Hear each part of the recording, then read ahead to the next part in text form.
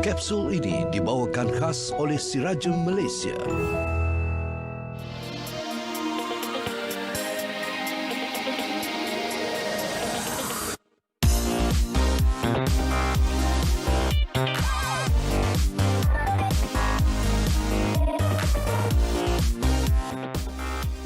Assalamualaikum dan selamat sejahtera. Hari ini kita bercakap sikit tentang kemurungan lah. Okey, apa itu kemurungan? Kemurungan ini adalah gangguan perasaan seseorang yang menyebabkan seseorang itu merasa sedih yang berpanjangan, keletihan dan ketiadaan tenaga, cepat marah serta hilang minat dalam aktiviti seharian dia. So biasanya kemurungan ini definisi dia perasaan-perasaan yang berlaku tadi lebih daripada 2 minggu. Ya, jadi sekurang-kurangnya kalau berlaku lebih pada 2 minggu baru kita definisikan sebagai kemurungan lah. Okey. Tapi kemurungan ni boleh berlaku selama berbulan-bulan ataupun bertahun-tahun jika tidak dirawat lah. Okey. Apa penyebab ataupun punca kemurungan itu? Antaranya perubahan kimia dalam otak ataupun ketidakseimbangan kimia lah. Yang ini memang kita tak boleh elakkan. Bahkan keturunan, maksudnya seseorang yang mempunyai ahli keluarga yang memang ada kemurungan lebih cenderung untuk mengalami kemurungan itu sendirilah. Persekitaran ataupun peristiwa dalam hidup yang mungkin mengalami kehilangan orang tersayang ataupun mengalami kegagalan dalam sesuatu yang dicapai, ini pun boleh menyebabkan kemurungan. Ataupun ubat-ubatan. Ubat-ubatan ada setengah ubatan, contohnya beberapa jenis ubat darah tinggi boleh menyebabkan episod kemurungan, tetapi biasanya kemurungan ini tidak berpanjangan lah. Bila ubat tu diberhentikan, biasanya kemurungan itu pun tiada lah. Okey. Ataupun punca-punca lainnya penyalahgunaan dadah ataupun ketagihan arak, yang ini pun menyebabkan kemurungan.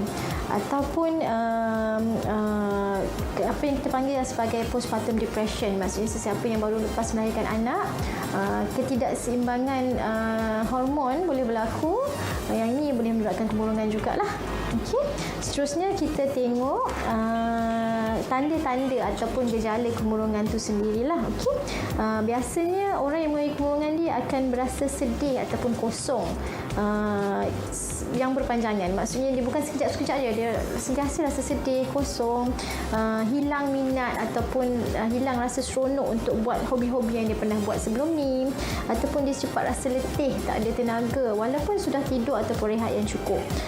Seterusnya dia rasa perasaan mudah putus asa ataupun kita panggil pesimis lah. Okey. Ada rasa bersalah, rasa tidak berguna. Dan lebih teruk lagi, yang ini boleh menyebabkan gangguan tidur. Biasanya orang-orang yang mengalami kemurungan ini akan tidur berlebihan ataupun tidak dapat tidur.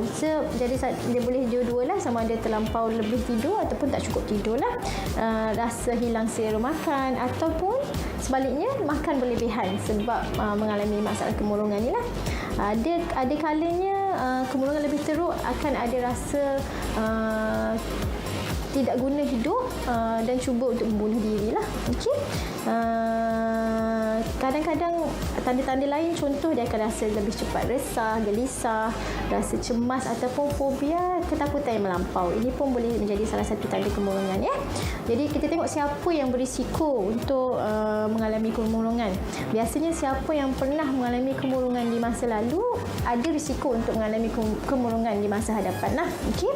Ataupun macam saya cakap tadi, ada ahli keluarga yang mempunyai kemurungan boleh mendapat risiko yang tinggi sikit mengalami kemurungan. Pengidap penyakit-penyakit kronik seperti kanser, penyakit buah pinggang ataupun penyakit diabetes ataupun hipertensi yang tidak terkawal, ataupun seseorang itu mempunyai masalah-masalah yang memang mengujilah, contohnya masalah rumah tangga, masalah keluarga, masalah di tempat kerja. Yang ini pun boleh menyebabkan kemurungan lah. Okey.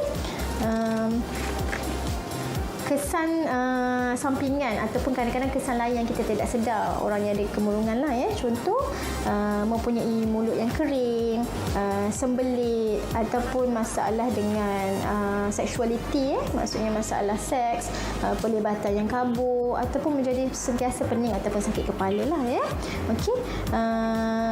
Apa yang kita boleh buat ataupun cegah daripada kemurungan ini berlaku lah apabila anda ataupun sesiapa ahli keluarga yang anda risau mempunyai kemurungan, ketahui adakah itu kemurungan. Maksudnya bawa berjumpa dengan doktor dan pastikan didiagnose ataupun disahkan punya kemurungan dan patuh kepada ubat-ubatan jika doktor memberi ubat-ubatan tersebut lah.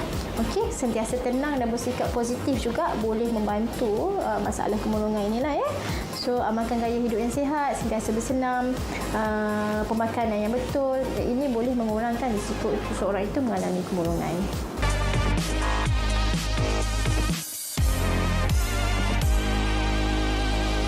Kapsul tali dibawakan khas oleh Sirajem Malaysia.